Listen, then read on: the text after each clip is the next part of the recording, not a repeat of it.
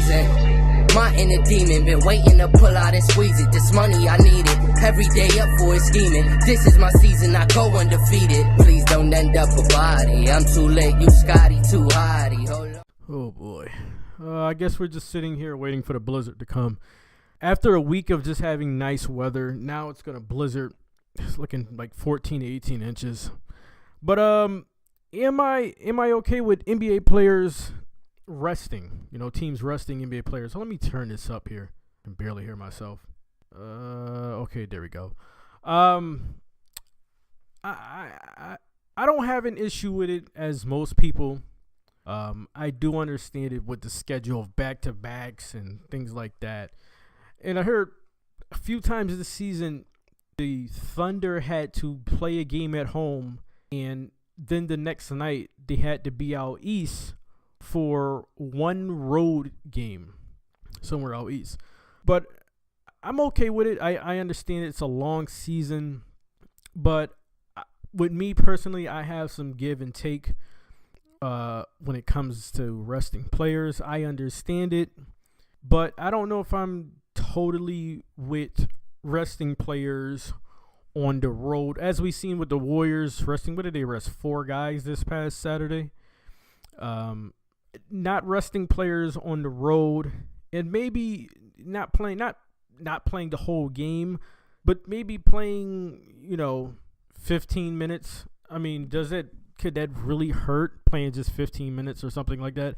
Let me go back to the playing not resting players on the road, only for the simple fact that when you have these teams when you have one team come out east that's a Western Conference team, they only going to come out east to one city for one game. So for fans of those teams, they have to that's the only game they get to see their team that came from out west. So it kind of puts a fan in a tough position when you want to see your favorite team and you live on the opposite side of the country, and they decide to rest their players the time they come to your city or the city next to you where you live, or the state, or whatever it is.